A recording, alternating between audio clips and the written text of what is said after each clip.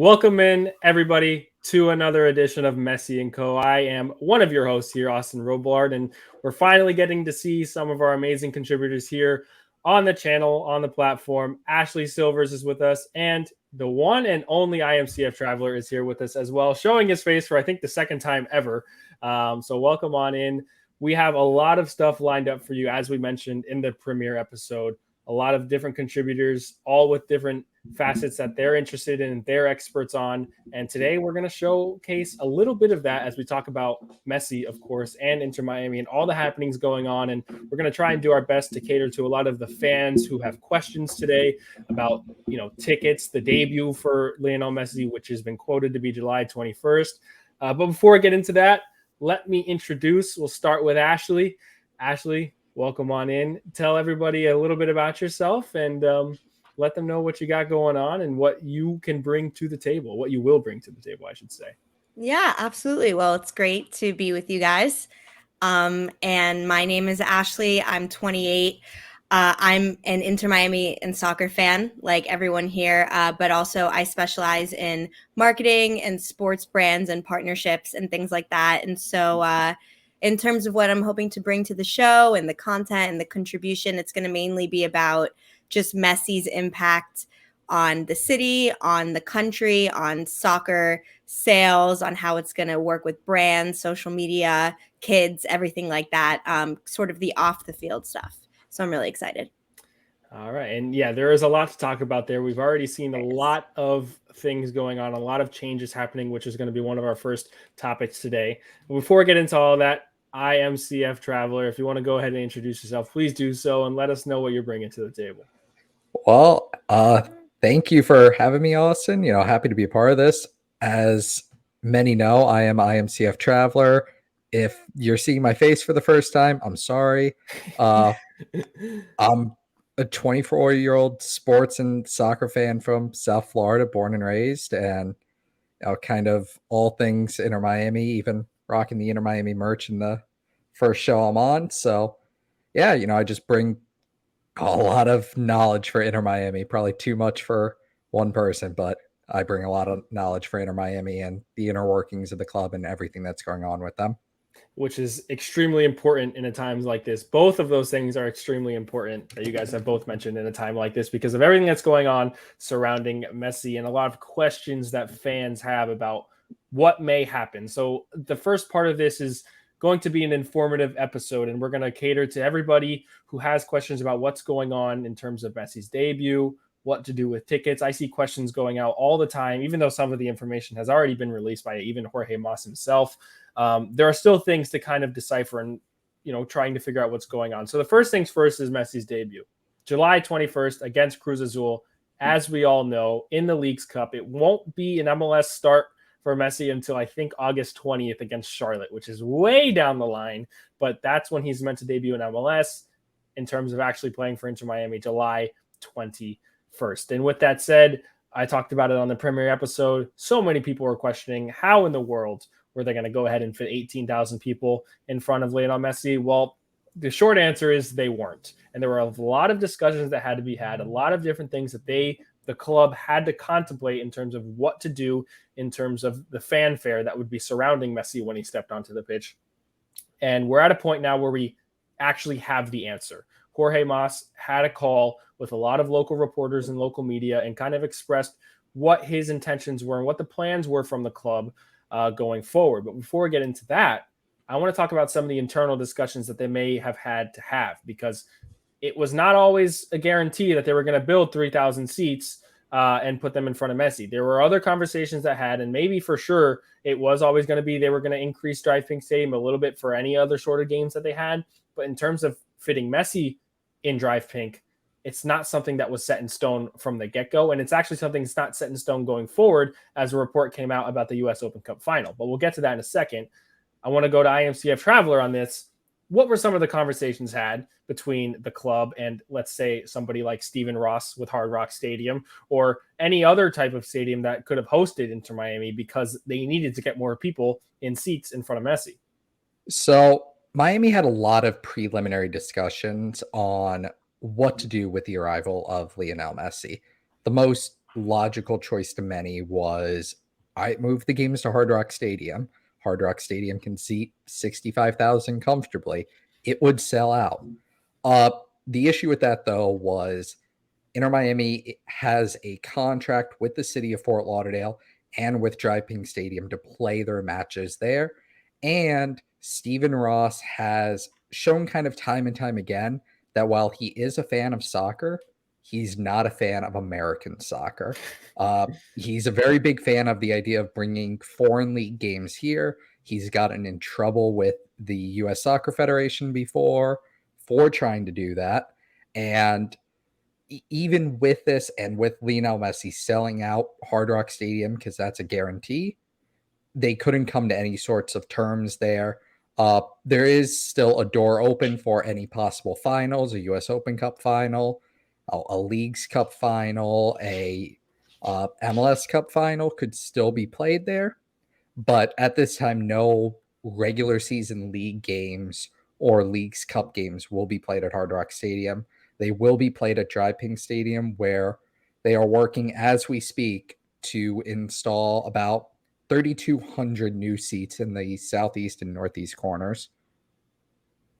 Logistically, the 3,200 seats, I mean, it seems very insignificant in terms of the number that could be held to seat, people in front of Messi. However, it's something that I think Drive Pink Stadium might have needed for any player of this capacity, even somebody a little bit smaller. I mean, they were still getting, 13, 14,000 seats and, sat in the stadium before Messi joined, when the team was not doing well prior to this announcement. And throughout the first half of the season, you still had on a weekend 13,000, 14,000 people there. And now I think it's just going to be obviously even more, but the 3,200 seats are going to help not only get more people in front of Messi, but it's going to help the club as well. And that's where I want to go to you, Ashley.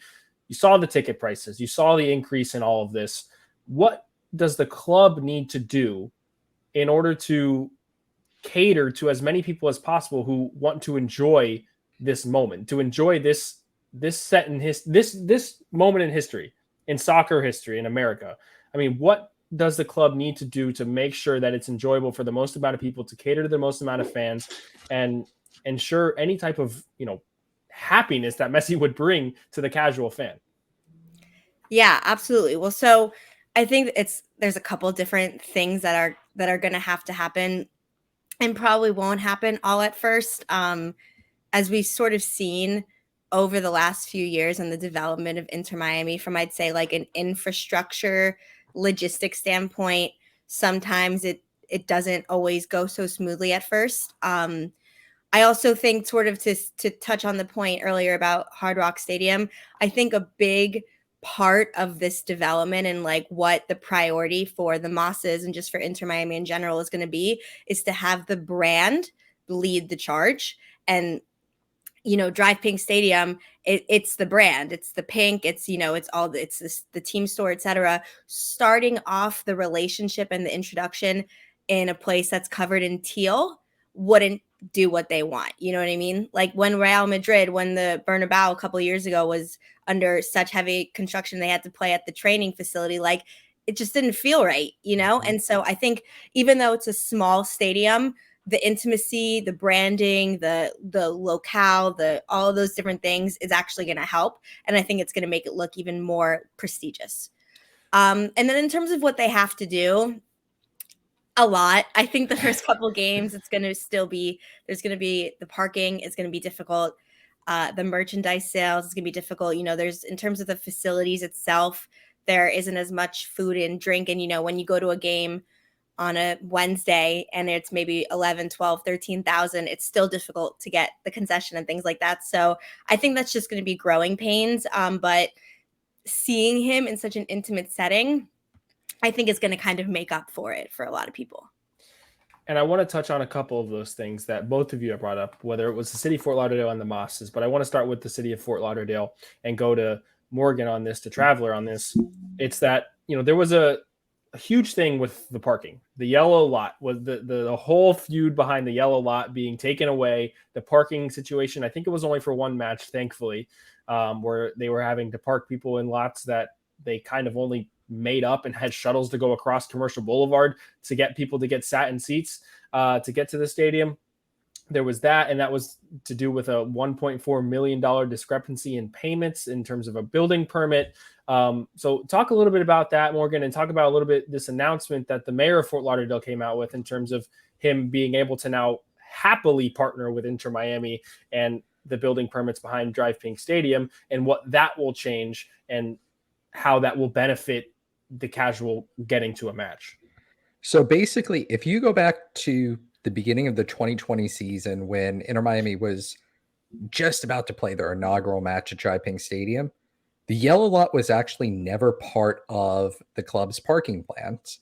Back then, what we now call like the brown lot, the purple lot, whatever they called it at the June game, those were the only parking lots that they had. And the reason for that was they didn't anticipate needing that much parking. Now, for a 18,000 seat stadium, you need about, I think it's 4,500 parking spots. And they could easily do that between the blue lot, the green lot, and some of these overflow lots. However, then COVID came. They obviously weren't going to build a park during COVID.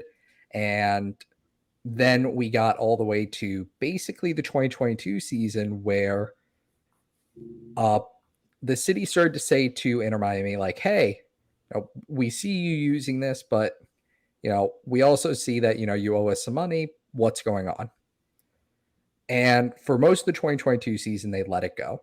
At the beginning of the 2023 season, the city slapped a hard deadline on Inter Miami and said, May 31st of 2023, you have to pay us or else we're taking that land that we own back and you can't use it any longer. Miami allowed that deadline to lapse and basically said, we only play one home game in June. We're not going to pay $1.4 million if, for one game. And part of that was strategic. If Miami didn't sign Lionel Messi, theoretically, they didn't need that yellow lot anymore. So they could have just let the payment go. However, the second that Miami signed Lionel Messi, it changed everything. They said, okay, we need this, 10-acre lot that's right next to the stadium to park because every game is going to be sold out. There's going to be, 22,000+ people coming to every match now. We need ease of access parking. So Miami did get that paid. And as part of that payment, the city rushed their permit application to add the stands in the northeast and southeast corners. Those permits have now been approved, and Miami can move forward with construction of those stands. And I think a lot of what Messi brings, to the city of Fort Lauderdale and to Inter Miami is now a more positive relationship, a more win-win kind of battle between both sides. And the announcement that I was referring to from the mayor was, and I quote, I'm pleased to announce that the city and the Inter Miami soccer team have reached agreement on outstanding issues, as IMCF Traveler just alluded to, as we look forward to Leo Messi's arrival next month to join the team. So the mayor himself is stating that it's because of Messi. The $1.4 million in building permit fees owed is being transferred now, yada, yada, yada. The city has agreed to do all it can to expedite the final certificate of occupancy for Drive Pink Stadium, which is what we have just alluded to as well, as fast as possible. And they will continue to allow fan parking on our adjacent property at least through this season. So that is all fine and well. And I think that it gives Miami a little bit of freedom now all the way through the end of 2023 to figure out, okay, do we need to get a permit somewhere else to host matches? Is it going to be crazy? It's kind of like going to be a test run, I think, from July 21st on to figure out how it's going to go with Lionel Messi. It's going to be a work in process. As Ashley said, there's going to be a lot of growing pains. I think it's a great way to put it into perspective. There's a lot that they're going to have to figure out, but I think building the relationship between the city of Fort Lauderdale and the club was an extremely important first step, and it speaks to Lionel Messi's impact on and off the field for Inter Miami. So a lot to be said there, but great information from Traveler. Thank you very much for that. And now let's talk about these ticket prices, Ashley, because it got a little bit crazy, and I only think it's going to get worse, to be honest with you. It really can't be understated how many people are going to be sat at this stadium, or actually just around the stadium in general. The amount of people, the amount of attention that's going to be there is going to be at an all-time high, and it's going to exceed the total capacity. In my opinion, I think there will be people there that don't have a ticket to the game that just want to be around there as much as possible. So that's why you're seeing the increase in price. The demand is at an all-time high, and it's only going to get higher with the signings of Busquets and possibly Alba, who we're going to talk about a little bit later. But let's backtrack a little bit to when this all was going down. With Inter Miami and with the Leagues Cup, tickets were on sale previously, and I think that that's something a lot of people tend to forget. For season ticket members, the Cruz Azul match and the Atlanta United match had a special pre-sale for season ticket members on their own Inter Miami Ticketmaster account manager. And you were able to buy them for 25, 30, 40 bucks. 29, yep. $29, there it was. And so then they were pulled away upon Messi's possible announcement. I think they were actually pulled away. The promotion was pulled away Tuesday before it actually was fully announced. Then you saw a ton of increase in prices, not only on Ticketmaster, but which was having issues on Tuesday night, actually, if I remember correctly. And then you saw on third-party ticket sites like Game Time, StubHub, and SeatGeek, the influx in prices. And when I say influx in prices, this is maybe, 100%, 200% going up to about like $100, $120 tickets. And even then it's like, wow, this is getting steep. Messi hasn't even said anything yet. Then Wednesday comes and all hell breaks loose. Everything just goes absolutely through the roof. So tell me if you have any personal experience with that. I know a lot of us on the other side do in terms of trying to contact ticket representatives. I've had a lot of people come to me and say things about, messages they've gotten from their reps. And I'll go to both of you guys on this, but Ashley, you first. The experience in terms of the ticketing and how Miami has to go about this, what has gone on and what have you seen? Yeah, so it's maddening is one word for it, but it was starting at $29 for season ticket members to purchase the Cruz Azul tickets. Within 24 hours, the cheapest ticket was then $329, which is a surge of 1,034% in terms of prices, and now it's even higher. We could see from just followers alone. I mean, obviously, this statistics went a lot through social media and made the rounds, but that Tuesday, Inter Miami was at just over 1 million followers.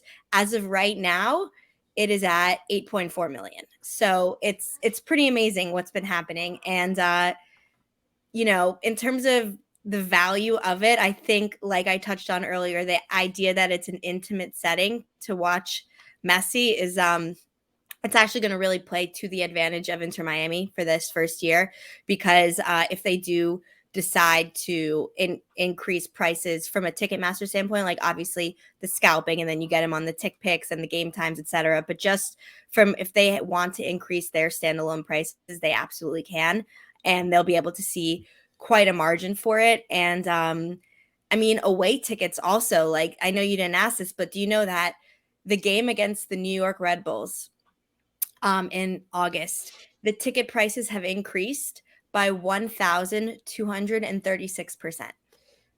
For LAFC, the game, it was originally the 15th highest selling event for the year in terms of people getting tickets for that game against Inter Miami. It is now number one. And that's going to happen everywhere. We've seen other stadiums have said that they're going to, that use football stadiums are opening up their third tier of seating for this already. Atlanta is an example. I think not Cincinnati, maybe Chicago, Atlanta, yeah. Chicago and Charlotte, I believe. Exactly. And so, it's going to be, it's going to be a pretty big phenomenon. And, I think that this is just the tip of the iceberg. I'm curious to see what the season ticket holder prices are going to be next year. But yeah, craziness, over 1,000% increase in prices. And it still hasn't been fully announced. Like, that's the part that's funny. Like, Lionel Messi has not posted yet on social media. The contract has not been signed and posted saying, I'm an Inter Miami player. And still, this is it. And it's just the tip of the iceberg. And the same goes for Sergio Busquets as well, which Yeah. is just adding to the value. And at some point, the League's Cup tickets, when, the minimum ticket on Ticketmaster was over $1,000. And I saw upwards of $3,000 on for a regular price ticket. And now they've been pulled off of the site again. And that is a lot to do with, and what we've all heard, not with Inter Miami themselves, but the league actually ended up taking control of the sale of these tickets, and the any type of procedure that had to go on was actually through the league and not through Inter Miami. So the reason they were pulled down originally, the reason they're pulled down now, is a lot to do with not only the ticketing sites themselves, but the league just denying the opportunity because of everything that's about to happen, and kind of trying to have some sort of control.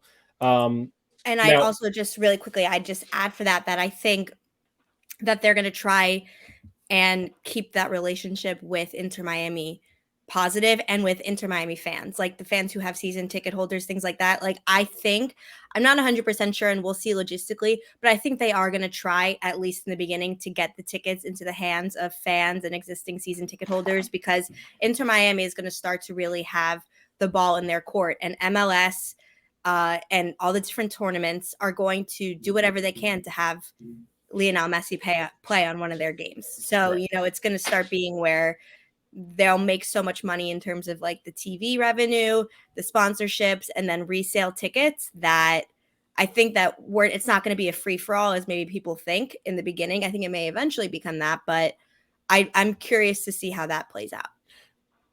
Trav, are we expecting, a sort of priority for longtime season ticket members for those kinds of tickets? So what I heard yesterday when I spoke to members inside the club was, if you're a season ticket member, keep a very close eye on your email. They expect to have updates on not only the 2 Leagues Cup matches, but the remainder of the season, because you have to remember, season ticket holders right now do not have tickets in their account past this weekend's game. So a lot of season ticket holders are getting antsy. A lot of them are, throwing out wild accusations that are unfounded and untrue. But just keep a very close eye on your email. And a big thing to remember too is, at the start of this season, Miami had 13,500 season ticket members. Ever since the signing of Lionel Messi was announced, they have received over 36,000 deposits for next season. Which is, it's insane. And that's why a lot of it, when thinking about the logistics of the numbers that you just put out, you can put, the 13,000 and 36,000. Now we're at 49,000. You got 49,000 season tickets to go sit at Hard Rock Stadium, and you've got secured people in seats no matter what. But now it's collecting deposits and not being able to guarantee anybody a possibility at even seeing Messi play, other than people that were already locked into season tickets before the season. And Ashley spoke a little bit about the prices, and just, for everybody's knowledge here, if I'm not mistaken, the lowest season ticket price that I had personally seen was $428 for the entire season of 2023. In 2022, you were able to buy a ticket for 2023 around Black Friday for $428, and that was for, the 17 games plus the 2 US Open Cup games that they were offering. Inter Miami now has a product that will sell almost no matter what they put the price for. You have you have the interest, so expect a rise in prices, because in terms of a business model, that is what makes sense. They have the interest, they can raise the prices. They have 50,000 people interested in season tickets for 2023 and 2020 or 2024, and so on. In terms of Messi's tenure, you are going to have to pay a little bit more forward to watch an increased product on the pitch. That's something that I know a lot of people are most likely going to be upset about, but that's just kind of the nature of business, especially in the sports industry. When the product gets better, the prices get higher. And that's what we've seen with third-party tickets, with the transferring of tickets, the sale of tickets. I think even right now, if you go ahead and try and find a ticket for the Austin FC match that is happening on July 1st, even those ticket prices, I don't think you're going to be able to get them for $2 on StubHub anymore in the general stands. It's not going to happen. The interest in Inter Miami is at an all-time high. So everything is increasing, even without Messi actually being on the pitch. And there's a lot to be said for what his impact is off the field. We're going to talk more about it throughout the rest of the season and through his tenure here on Messi and Co. with Inter Miami. But this is just the beginning, and it's only time will tell how much else will change. With all that said, let's talk a little bit about on the field instead of off the field. Inter Miami played on Saturday. They lost to the Philadelphia Union. They sit with a 7-game losing streak at the bottom of the Eastern Conference. Not a great performance all around. And I don't really want to focus too much on the performance other than what Messi can do to bring this team better. But I want to focus a little bit on, what Busquets will bring, what Messi will bring, and possibly now what Jordi Alba may bring with the injury to Franco Negri into Miami starting left back through the first 20 games of the season in all competitions. He was just announced to have gone through an ACL injury. He will be having surgery this week, and it is expected by Baptist Health and the team and all the medical professionals there that he's out for the rest of the season. That he joins a very, very long, unfortunate list of Inter Miami players who have gone through something like this. And now the timing of a third Messi friend that has been teased by the owner, Jorge Mas, makes more sense than ever, because a lot of times when people were talking about Jordi Alba to the club, I know myself and Trav have had a ton of discussions about it. Doesn't really make sense. You have Negri there. You have McVay that can play there, who, McVay has been a very unpopular player in 2023, despite being a very popular one in 2022. You have Noah Allen, who's come up and through the ranks. And now you're going to go ahead and bring in a guy like Jordi Alba to compete for a starting spot with 3 other guys on the depth chart. It doesn't make sense. And now your starter's out for the rest of the season. How much more sense does Jordi Alba make for Inter Miami? How much more sense does another Messi friend make for Inter Miami? And how eager are Miami going to be to get this deal across the line and make an announcement like they did with Sergio Busquets? So my big thing is, and it's been the thing that's thrown me off for the past week, look back to the Jorge Mas teaser of the 3 jerseys and where it just said C. You have Messi, you have Busi. Who's the third C? Or when we just put out the Messi announcement and then the happy birthday to, we all know, Messi, what letter was missing? E. E. Yeah, it was an E. So this has to be a hint. Like, it was a hint to Busi because they went Busi, but now they've left out the E. So for me, that's thrown me off. And I'm a weird conspiracy theorist, but I can't see that being Jordi Alba. Where does that fit? He doesn't have an E. He doesn't have an SI. Is it Jordi Alba?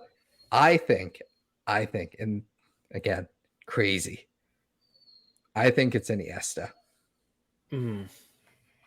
That could be a possibility, but do you bring how old is Iniesta now? Let's be honest. 40. Granted, he's been doing well in Japan for quite some time.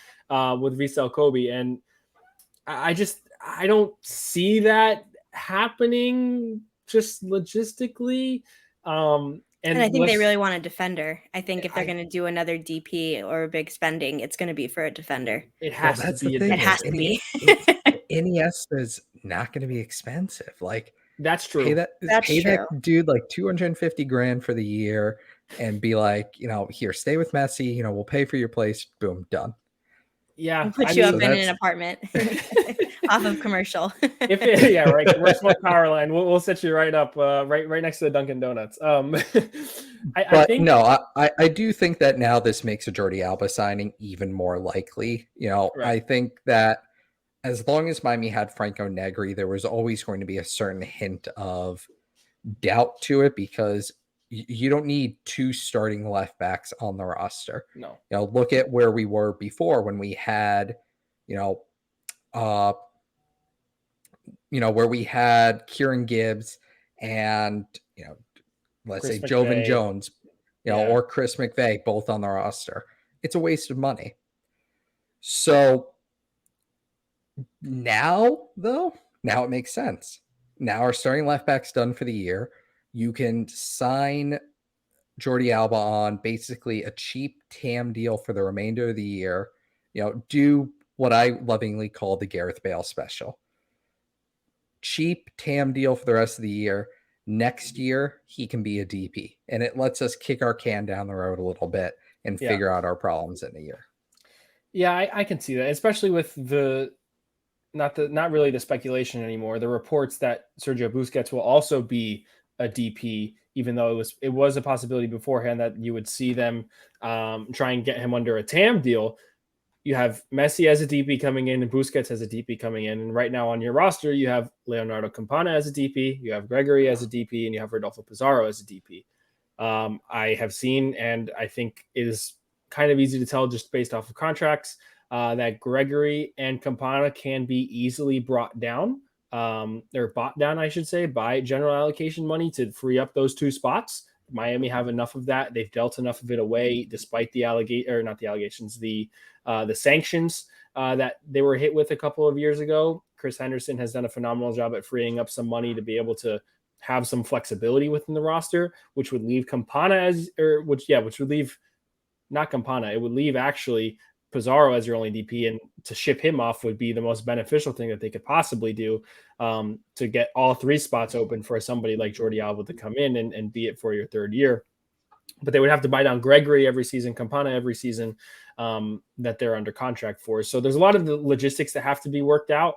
But with Messi and Busquets as a DP, it's now about that third person. And if Iniesta makes the most sense to come in on a cheap deal, that's something that they might just go ahead and trigger, because why the hell wouldn't you?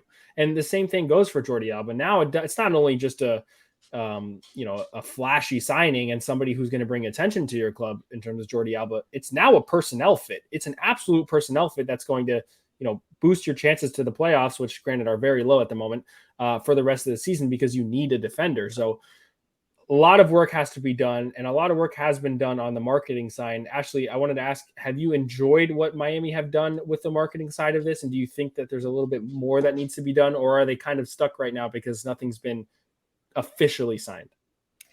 Yeah, it's a really good question. I think that both. I think I love what Moss did with the three jerseys. I love the Messi and the graffiti, and same with Busquets. I think it's a really great theme, and I think that we're not seeing the full thrust of it yet because it's not official, right? And I think once it is then we're going to see a larger scale marketing effort.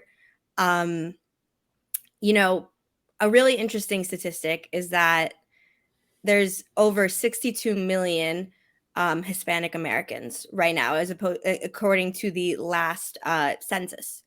And from a social media perspective and a marketing perspective, from a sponsorship perspective, you're going to really see, the tie-ins already between, the Hispanic community and soccer in America is obviously the most predominant. But in terms of sort of not exploiting, but really elevating how Messi is going to tie into that, you're going to see a lot more, I think, Spanish-speaking sponsors. You're going to see a lot more pure Spanish messaging in terms of the marketing efforts. And I just think an overall evolution about, how it's going to be, it's meant to now MLS is going to be looked at as an international league, right? Like you have the 5 main leagues in Europe. We obviously are seeing what's happening in Saudi Arabia, and also obviously in Latin America, Brazil, Argentina. You see that they're becoming more so international viewed leagues, and I think that's exactly what's going to happen with MLS. And I think that Inter Miami are going to try and really sort of be the pioneers of it, of bridging that gap and reaching the international fans, which is why Apple TV ended up, the first year everyone a bit skeptical. Is going to turn out to be probably one of the I think probably is going to go down as one of the smartest sports media decisions of the 21st century, because it's easy to watch in over 100 countries. And think about now, in America, Premier League, it's pretty easy to watch, but like League One, the French League, La Liga, etc., sometimes much more difficult to watch, and you can't watch all of the games. And so being able to be anywhere in the world, over 100 countries for one fee, and being able to watch Messi in HD every single week, it's going to just drive an enormous amount of revenue. And that's going to end up being benefiting all of MLS and then all of Adidas. And then that money is going to be put back into the infrastructure of these teams. It's going to increase the amount of money that rosters are going to be able to spend to continue to get these good players. It's going to continue building the stadiums. It's going to continue building the community. And all of these things are going to really start to add up. So that's a long-winded answer, but yes. No, and it's a perfect answer because it kind of just teases everything that we're going to continue to talk about here on Messi and Co. Because all of the things that you just described there at the end are other topics that we can spend another 35 minutes talking about because of the impact of Messi himself on the league, on the club, and everything like that. And I will say this too, to your first point, your primary point about how Inter Miami wants to become this global international brand.